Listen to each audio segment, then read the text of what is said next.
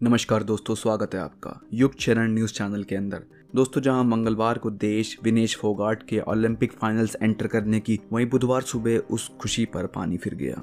विनेश फोगाट, जो कि पहली महिला रेसलर बनी थी ओलंपिक्स में रेसलिंग मैच के अंदर फाइनल्स में पहुंचने वाली 50 किलोग्राम्स कैटेगरी के अंदर, वो बुधवार को होने वाले इस फाइनल मैच को नहीं खेल पाएंगी क्योंकि ओलंपिक फेडरेशन द्वारा उनको डिस्क्वालीफाई कर दिया गया है। आपको बता दें कि मंगलवार को विनेश फोगाट ने 3 मुकाबले खेले और उन तीनों मुकाबलों में उन्होंने जीत पाई, जिसके बाद उन्होंने ओलंपिक के फाइनल्स के लिए क्वालिफाई कर लिया।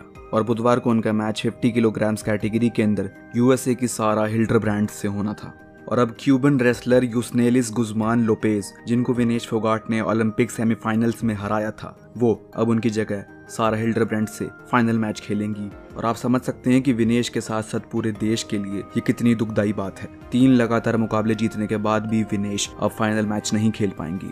अब आपको थोड़ा विस्तार से समझाते हैं कि इस ओवरवेट कैटेगरी का पूरा मामला क्या है। तो दोस्तों, रेसलिंग मैचेस वेट कैटेगरीज के अंदर ही लड़े जाते हैं। 50 किलोग्राम्स कैटेगरी, 53 किलोग्राम्स कैटेगरी, इस तरीके की काफी सारी वेट कैटेगरीज होती हैं जिसके अंदर रेसलिंग मैचेस होते हैं। विनेश अपने पिछले 2 ओलंपिक्स यानी कि 2016 और 2020 के ओलंपिक 53 किलोग्राम्स कैटेगरी के अंदर लड़ रही थी, लेकिन इस साल भारत की तरफ से 53 किलोग्राम्स कैटेगरी के अंदर डेब्यूटांट अंतिम पंगात ने जगह ली, जिसके बाद विनेश के लिए जरूरी हो गया कि वो 50 किलोग्राम्स कैटेगरी के अंदर अपनी जगह बनाए, क्योंकि 53 किलोग्राम्स कैटेगरी से पहले ही कोई भारत की तरफ से जा रहा था। जिसके बाद विनेश ने अपना 3 किलोग्राम वेट घटाया और 50 किलोग्राम्स कैटेगरी के अंदर इंडिया से क्वालिफाई किया और ओलंपिक्स में अपनी जगह बनाई।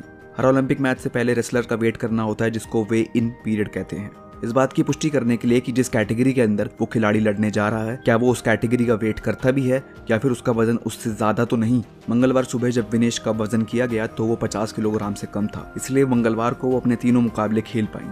लेकिन 8 घंटे के उन 3 मैचों के दौरान विनेश ने सॉल्ट, कार्बोहाइड्रेट्स और वाटर इनटेक जारी रखा, जिसके चलते मंगलवार रात तक उनका 2 किलोग्राम वजन बढ़ गया और विनेश का वेट 52 किलोग्राम हो गया। जिसका सीधा सीधा ये मतलब था कि बुधवार सुबह जब विनेश का वेट किया जाएगा तो उनका वजन 2 किलोग्राम बढ़कर आएगा और वो डिस्क्वालीफाई हो सकती हैं।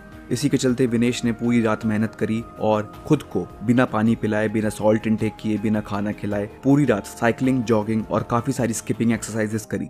जिसके बाद विनेश ने अपना 1850 ग्राम वेट कम कर लिया। और जब वे इन पीरियड में विनेश को बुलाया गया तो ओलंपिक फेडरेशन ने ऐसा कहा कि विनेश का वजन 150 ग्राम ज्यादा है, जिसकी वजह से वो नहीं खेल सकेंगी और उनको डिस्क्वालीफाई किया जाता है। इंडियन ओलंपिक फेडरेशन ने फेडरेशन से मांग की कि हमें कुछ समय और दे दें, जिससे विनेश अपना 150 ग्राम वजन भी गिरा सके, लेकिन ओलंपिक फेडरेशन ने ऐसा करने से मना कर दिया और विनेश को डिस्क्वालीफाई कर दिया।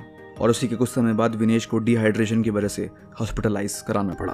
प्रधानमंत्री नरेंद्र मोदी और राष्ट्रपति द्रौपदी मुर्मू जैसे काफी सारे बड़े नेताओं ने विनेश को इतना अच्छा प्रदर्शन करने के लिए बधाइयां दी और साथ साथ उनसे कहा कि इस मुश्किल वक्त में वो उनके साथ हैं।